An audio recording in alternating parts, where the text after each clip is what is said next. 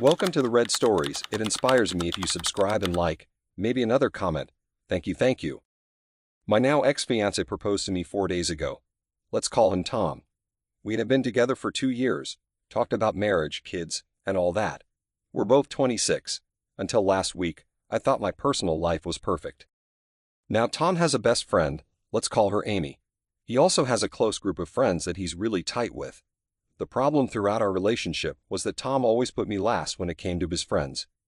He once missed a celebratory dinner for my job promotion because Amy's dog got sick. On another occasion, he skipped a family event with my family because his friends needed help painting their new house.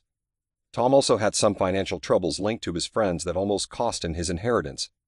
For context, his father introduced us, and until last year, before I left the company, Tom's father had been my boss. I still see his father as a father figure and respect him a lot. Now I've told Tom outright that I don't like public proposals. I'm very introverted, and having a crowd watching a special moment would only cause me anxiety. Tom promised he wouldn't do a public proposal. Another thing I mentioned to Tom was that Amy often treated me passive-aggressively. I have mild OCD and anxiety, and I asked Tom not to involve her in our affairs. He brushed this off, saying that Amy only wanted what was best for us. I didn't push the issue after that, but it did bother me. Fast forward to last Thursday. When I came home to my apartment, I was greeted by Tom and all his friends. Tom was in a suit with a ring in hand. I kid you not, my flat was packed with people, some of whom I didn't even know. Before Tom even had a chance to say anything, Amy chimed in and said, "Chill, OP." Dear God, this is not the time to make that face. I saw red. I was having a severe anxiety attack. I don't handle crowds well. I calmly told everyone there would be no proposal and that they needed to get out of my apartment. They all looked shocked, but I just grabbed my purse and left. I called my best friend on the way out and asked her to get everyone out of my flat. Then I called a car service, sat in the car crying for 2 hours, and went to a cabin I own. I texted my parents so they wouldn't worry and told them not to answer any calls from Tom. I turned off my phone and stayed at the cabin. Luckily, I had enough cash for groceries and supplies, as the cabin had recently been used. When I turned my phone on to call for a car to head back home, I saw a barrage of missed calls and texts. I called Tom in the car. He sounded defeated and kept apologizing and crying. I told him it was over. It turns out that my best friend had told his dad what happened, and his dad was furious. His father told him that he would only get half of his inheritance now. Now I feel like I overreacted and could have handled things with more grace. Maybe I let my anxiety take control, and because of that, I've cost Tom his money. Am I the a-hole? No, OP. You're not the a-hole, and you didn't cost Tom anything. Whatever is happening with Tom's inheritance is between him and his dad. It has nothing to do with you, so don't worry about that. As for overreacting, OP, you were having a panic attack. That's not something you can control. Tom knew how you felt about public proposals, and you even mentioned your discomfort with Amy. Yet he chose to ignore both your wishes. Tom wanted things his way, and it showed a lack of care for your feelings. From what you described, Tom seems like someone who doesn't prioritize you in the way a partner should. Now that he's facing consequences from his dad, he's regretful. But OP, is this really the kind of relationship you want to stay in? The Crown and Anchor says, so essentially the proposal was what Annie wanted, not what you wanted. She knew you wouldn't like it, which is why she made the snarky comment when you walked in. She's been trying to push you out from the start. Don't feel bad for your ex. He's stuck with Amy now. Also change the locks on your apartment. When you get home, make sure nothing is missing or damaged. If it is, send Tom the bill. Frankly, I'd have the place deep cleaned and send him the bill for that too. Corpuscular Ocelot says, you need to face the fact that Tom didn't care much about you. He was with you because it benefited him financially. His friends and Amy were always going to come first. You deserve better. His dad wanted you in the picture to take care of Tom, but it was never about what was best for you. Mary Moose says, not the a-hole. You were clear about what you didn't want, but your ex did exactly what he wanted. If Annie really wanted what was best for you two, there wouldn't have been a snarky comment. Alpi, you didn't have the perfect love life. You were with a guy who cared more about his friends than you. You handled this with as much grace as the situation allowed. Your ex invited all these people to your flat without your permission and knowing you wouldn't be comfortable. You calmly asked them to leave and didn't make a scene. Whatever happens with Tom and his dad doesn't concern you. OP's edit, my ex-boyfriend and I are both of Indian descent. One of the reasons Tom's dad liked me is because I'm from the same culture, though I'm not comfortable with that reasoning. I'm a lawyer, and I make enough money to buy and maintain both a flat and a cabin. Tom only has access to my flat. While the community agrees that OP is not the a-hole, and that ending her relationship with someone as self-centered as Tom was the right move. Now, OP didn't respond to any comments, so we'll move on to the update to see how this story ends. Most people in my previous post said I wasn't in the wrong.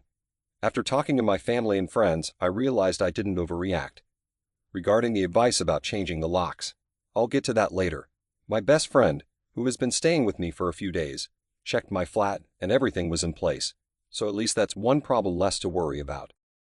To the people who keep sending me DMs saying my story is fake because I own a cabin, I don't know what to tell you. Yes, I make enough money to live comfortably and own an extra place. And to the men who DM me saying I'd never find a husband unless I learn to keep my mouth shut, please, kindly eat crap. I don't have the mental energy to argue with losers.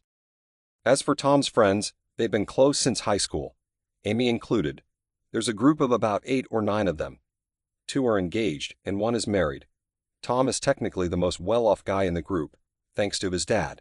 He's always helped them out, and I thought he was just being a good man. But looking back, he never did anything like that for me or his father. He only did it for his friends. Now for the main update. I went to speak with Tom's dad first. He was furious with his son, and kept saying Tom had finally crossed the line. He asked me to forgive Tom, but I told him that even if I did, my dad wouldn't approve, which was true. I knew this would hit hard because Tom's dad values my father's opinion. Tom's dad apologized to me, saying he would still support me in the future if I ever needed help. I thanked him for his kindness. As for Tom, I gathered his things and dropped them off at his place. I made it clear I didn't want him coming over to my flat again. Tom apologized profusely. He said he didn't realize I was being serious about my social anxiety, even though he had witnessed my panic attacks in crowds. He thought his friend's excitement would help ease my anxiety.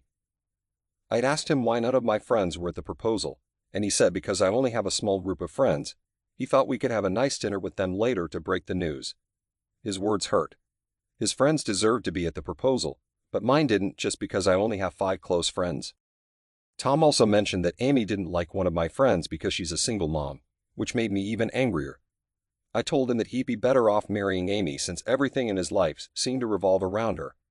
I told him he had been a terrible partner, and that was why I would never marry him. I also told him his father was cutting him off because of how he had let Amy bully me throughout our relationship, and it was her snarky comment that made me leave the proposal. Tom looked hurt and apologized again, insisting he hadn't cheated on me, and that he truly loved me. I told him I'd never care for Amy's opinion because she was just a friend, and if that friendship was going to dictate our future, there would be no future for us. After that, I walked out of his flat and haven't seen him since. I changed the locks and set in the bill, and I'm now going on vacation with my best friend. Well, that's the end of this story. I'm so glad OP stood up for herself and didn't take Tom back. Relationships are about partnership and mutual respect, and Tom didn't show that. If you like this story, be sure to like, subscribe, and hit that notification bell for more Reddit stories like this one. See you in the next one. Well, the first thing I'm going to say is congratulations on that spine. If it's not titanium, it's definitely adamantium. I absolutely agree with everything you said and your views on the partnership and the relationship, and I absolutely understand and back your reasoning to end your engagement and relationship. Not that my support really matters to you, but I absolutely agree with everything you did. Her parents were absolutely out of line, and the fact that she wasn't just comfortable with it, but that she still wanted to keep sharing intimate and financial information with them is a huge red flag. Like you say, it's okay to talk to your parents and share things with them, but there are some things that just need to stay within the couple, something that other people shouldn't be privy to, friends, family, anybody. And what do you guys think? Would you have made the same decision as OP? Let me know in the comments section. And now let's move on to the community comments to see what they said. Greek_Yanis says, she didn't have your back at all, despite the fact that that was the budget you two set for one another. I don't even get what her parents were trying to tell you. You might not have been paying for an equal amount of the wedding itself, but you were taking care of the mortgage. That more than counts, and you're also supporting your family, and you're not even asking either of them for money.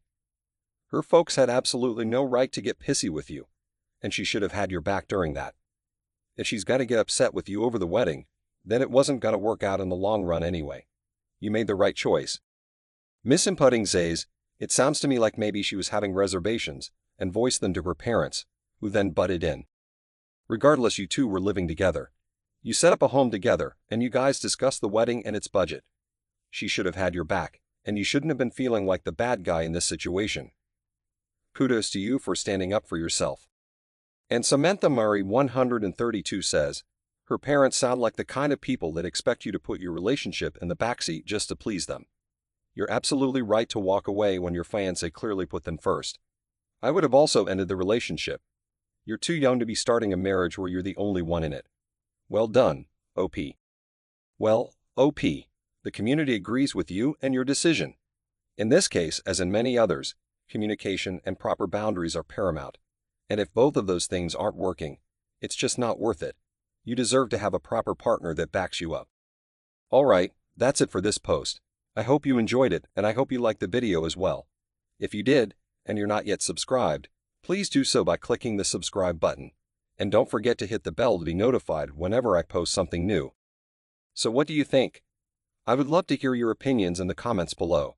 And just as a reminder, if you're interested in supporting the channel further, feel free to subscribe, give the video a thumbs up, or even share it with somebody you think might enjoy it. All of this helps out immensely.